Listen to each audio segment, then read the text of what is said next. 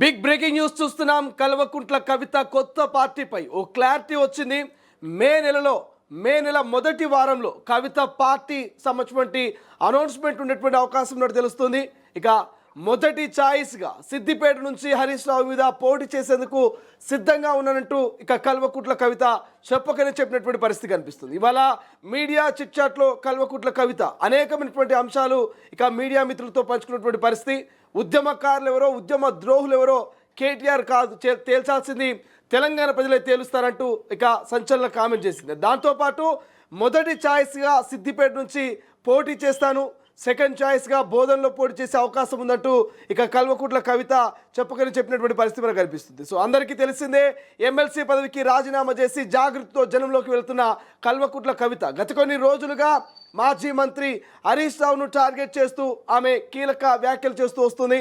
అటువంటి నేపథ్యంలో కల్వకుంట్ల కవిత సో తాజాగా మీడియా మిత్రుల చిట్ చాట్లో మరోసారి సిద్దిపేట నుంచి పోటీ చేస్తారంటూ హరీష్ రావును టార్గెట్ చేస్తూ ఆమె మాట్లాడిన మాటలు ప్రస్తుతం చర్చనీయాంశంగా మారాయి. రైట్ నా ఒక్కసారి ఇదే అంశం మీద మరింత సమాచారం తెలుసుకునే ప్రయత్నం చేద్దాం. మా ప్రతినిధి సురేష్ అందుబాటులో ఉన్నారు. సురేష్తో మరింత సమాచారం తెలుసుకుందాం. సురేష్, అసలు చిట్ చాట్లో జాగృతి అధ్యక్షురాలు కల్వకుంట్ల కవిత ఏం కామెంట్ చేశారు? అసలు నిజంగా జాగృతి పార్టీగా అవతరించేటువంటి అవకాశం కనిపిస్తుందా? ఎప్పుడు ప్రజల్లోకి పార్టీతో ముందుకెళ్ళేటువంటి ఛాన్స్ ఉంది? Thank you Srisailam. Kavitha chit chat సంబంధించి చాలా ఇంపార్టెంట్ పాయింట్స్ అయితే ఈరోజు చెప్పింది. మొదటగా పార్టీ అనౌన్స్మెంట్ కి సంబంధించి పార్టీ అనౌన్స్మెంట్ ఎప్పుడు అని చెప్పేసి మీడియా ప్రతినిధులు అడిగితే మే నెలలో మే మొదటి వారంలో మంచి రోజులు ఉన్నాయి. సో ఖచ్చితంగా నేను దేవుని నమ్ముతాను, ఏదైనా మంచి పని చేసేటప్పుడు ఖచ్చితంగా ముహూర్తం చూసుకోవాలి కాబట్టి మే నెలలో పార్టీ అనౌన్స్మెంట్ కి సంబంధించి అనౌన్స్మెంట్ ఉంటుందని చెప్పేసి చెప్తున్న పరిస్థితి. ఇప్పటికే ఎలక్షన్ కమిషన్ దగ్గర పార్టీ ఏర్పాటుకు సంబంధించి కార్యక్రమాలన్నీ పార్టీకి సంబంధించి చూసుకుంటున్నారు. సో పార్టీ ఏర్పాటు చేసిన తర్వాత తెలంగాణలో పార్టీ రూల్ ఎలా ఉండాలని చెప్పేసి దానికి సంబంధించి కూడా ఇప్పటికే 50 కమిటీలు అయితే పనిచేస్తున్నాయి. సో పార్టీ ఏర్పాటుకు సంబంధించి ప్లస్ తెలంగాణలో పార్టీ ఏం చేయబోతుంది, వ్యవస్థ చుట్టూ అంటే ఒక వ్యక్తి సెంట్రిక్ గా ఈ పార్టీ ఉండదు. సో వ్యక్తి సెంట్రిక్ గా పార్టీ ఉండదు, వ్యవస్థ చుట్టూ ఉండాలని చెప్పేసి కవిత కూడా చెప్పుకొచ్చిన పరిస్థితి. సో మే ఫస్ట్ వీక్ లో అనౌన్స్మెంట్ ఉంటుందని చెప్పేసి చెప్పిన తర్వాత కూడా పరోక్షంగా మళ్ళీ ఎక్కడి నుంచి పోటీ చేస్తారు అడిగితానికి, ఎక్కడి నుంచి పోటీ చేస్తారు అన్నదానికి కూడా ఫస్ట్ చాయిస్ అయితే నాది సిద్దిపేట ఉంటుందని చెప్పేసి చెప్పిన పరిస్థితి. ఎందుకంటే ఆ పార్టీ వీడినప్పటి నుంచి దాదాపు హరీష్ రావును టార్గెట్ చేస్తూ వస్తుంది కవిత. సో ఫస్ట్ చాయిస్ సిద్దిపేట అడిగితే సెకండ్ చాయిస్ బోధన అని చెప్పేసి చెప్పిన పరిస్థితి. థర్డ్ ఫోర్త్ చాయిస్ ఏం లేదంటే మీడియా చెప్తే దాన్ని బట్టి నేను ఆలోచించుకుంటున్నానని చెప్పేసి ఆ మీడియా ప్రతినిధులు అడిగిన పరిస్థితి. సో ఆ పార్టీ పెట్టడం సంబంధించి షర్మిలతో కూడా చాలా మంది పోలిస్తున్నారు. సో అంటే చాలా మీడియా ప్రతినిధులు కూడా సీరియస్ అయిన పరిస్థితి. ఎందుకంటే కేవలం ఒక ఆడవాళ్ళను ఫెయిల్యూర్ గా చూపెడుతున్నారు. గతంలో పార్టీ పెట్టి చిరంజీవి కానీ లేకపోతే దేవేంద్ర గౌడ్ కానీ ఇట్లా చాలా మంది మగవాళ్ళు కూడా పార్టీ పెట్టి నడపలేకపోయారు. సో కేవలం షర్మిల మాత్రమే టార్గెట్ చేస్తున్నారు. షర్మిల అంత తక్కువ ఏం కాదు. ఆంధ్రప్రదేశ్ సంబంధించి ఒక జాతీయ పార్టీకి పిసిసి ప్రెసిడెంట్ గా పనిచేస్తున్నారు. కేవలం ఆ షర్మిల చేసిన తప్పు ఒకటి మాత్రమే, అది ఆంధ్రప్రదేశ్ లో పార్టీ పెట్టకుండా తెలంగాణలో పార్టీ పెట్టడం మాత్రమే ఆ షర్మిల చేసిన తప్పు. కానీ షర్మిల చాలా వరకు కొట్లాడింది. షర్మిలతో నన్ను పోల్చొద్దు, జయలలితతో పోల్చొద్దు అని చెప్పేసి చెప్తున్న పరిస్థితి. సో ఆ పార్టీకి సంబంధించి మాత్రం ఏర్పాట్లు ఎక్కడికెక్కడ జరుగుతున్నాయని చెప్పేసి చెప్తున్న పరిస్థితి. సో కవిత మాత్రం చాలా సీరియస్ గా ఉంది.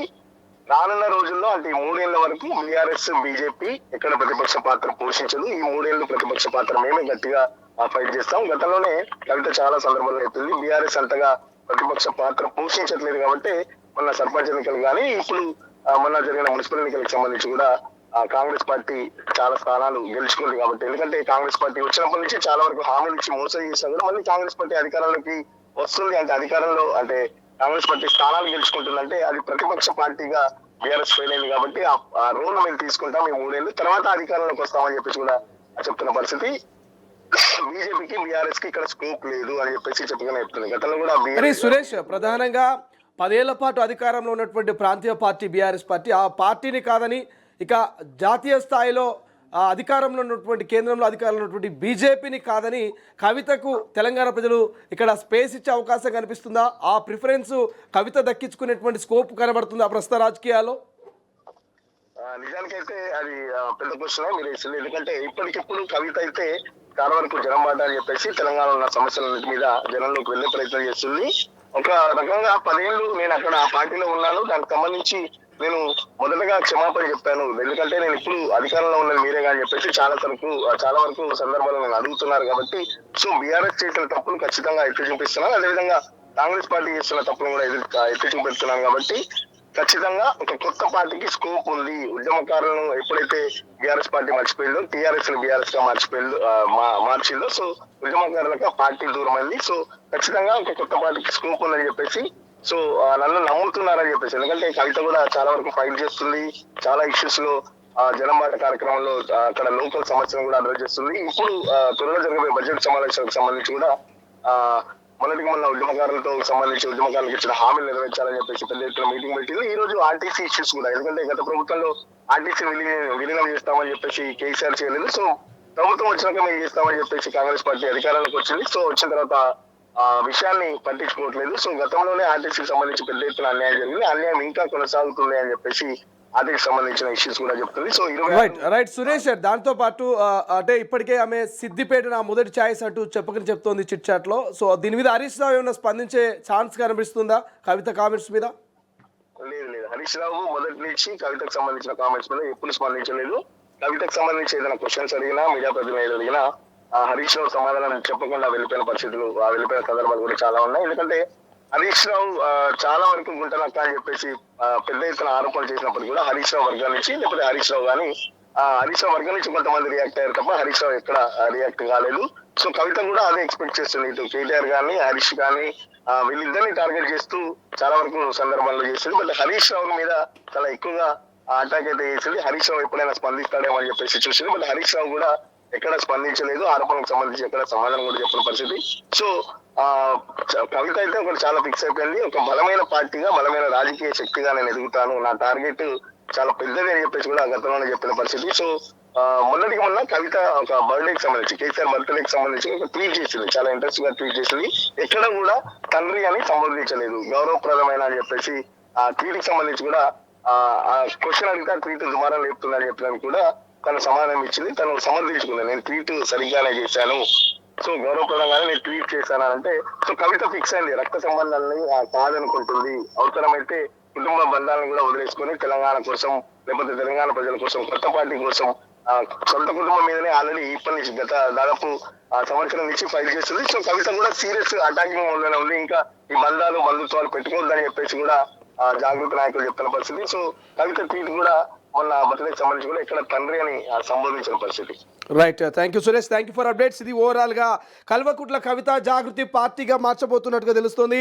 మే మొదటి వారంలోనే ముహూర్తం చూసుకొని ఖచ్చితంగా పార్టీని స్థాపిస్తాను, పార్టీతో ప్రజలకు పోతాను. సో తెలంగాణలో అధికారంలో ఉన్నటువంటి కాంగ్రెస్ పార్టీకి ఆల్టర్నేటివ్గా ప్రజల పక్షాన నిలబడి ప్రశ్నించే ఒక ప్రతిపక్షంగా ఇక బీఆర్ఎస్ బీజేపీ ఫెయిల్ అయింది. ఖచ్చితంగా జాగృతి ఇక అసలు సిసలైనటువంటి ప్రధాన ప్రతిపక్షంగా పాత్ర పోషించబోతున్నట్టు కవిత చెప్పకని చెప్తోంది. ఇలాగే పార్టీని కనుక పెడితే, పార్టీ పెట్టిన తర్వాత మాత్రం మొదటి చాయిస్గా సిద్దిపేటలో పోటీ చేస్తాను హరీష్ రావు మీద అంటూ మీడియా చిట్చాట్లో కవిత చెప్పినట్టుగా తెలుస్తుంది. అంటే టార్గెట్ హరీష్ రావు, టార్గెట్ సిద్దిపేటను కవిత పెట్టుకున్నట్టు తెలుస్తుంది. బంధుత్వాలు లేవు, నా ప్రజలే, నా తెలంగాణ కోసమే నేను ఫైట్ చేస్తాననేటువంటి కాన్సెప్ట్లో. సో కల్వకుంట్ల కవిత జనాల్లోకి వెళ్ళినటువంటి జనం బాటతో ఇప్పటికే ప్రజలు తిరుగుతూ ఉంది. సో సామాజిక తెలంగాణ అటువంటి ఒక అంశంతో ఖచ్చితంగా కవిత జనాల్లోకి వెళ్తున్న ఒక చర్చ జరుగుతున్న వేళ మరి టార్గెట్ సిద్దిపేట మీద నిజంగా హరీష్ రావు అయినా స్పందిస్తారా? సిద్దిపేటను ఎందుకు టార్గెట్ చేసింది, హరీష్ రావును ఎందుకు టార్గెట్ చేసింది అన్నట్టు ఒక ప్రశ్న వస్తున్న వేళ అనేక మార్లు హరీష్ రావును గుంటనక్కంటూ అనేక మార్లు ఆమె హరీష్ రావు చాలా దాచుకున్నాడు, అవినీతికి పాల్పడ్డాడంటూ డైరెక్ట్ ఇండైరెక్ట్గా అనేక మార్లు మీడియా ముఖంగా కామెంట్ చేసిన, ఆరోపణలు చేసిన హరీష్ రావు మాత్రం ఎక్కడ స్పందించలే. బట్ ఇప్పుడు కవిత క్లియర్గా ఉంది, చాలా క్లారిటీగా చెప్తుంది, పార్టీ ఖచ్చితంగా పెడతాను, పార్టీ పెట్టిన తర్వాత సిద్దిపేటనే మొదటి ఛాయిస్గా ఎంచుకొని అక్కడి నుంచే పోటీ చేస్తాను, ప్రజల్లోకి వెళ్తాను, ప్రజాక్షేత్రంలోకి వెళ్తాను అంటూ ఆమె కామెంట్ చేస్తుంది. సో దీని మీద హరీష్ రావు కానీ హరీష్ రావు టీం కానీ ఏదైనా స్పందిస్తారా లేదా చూడాల్సినటువంటి అవసరం ఉంది. అసలైన తొలి వెలుగు. ఫాలో వాట్సాప్ @తొలి వెలుగు official.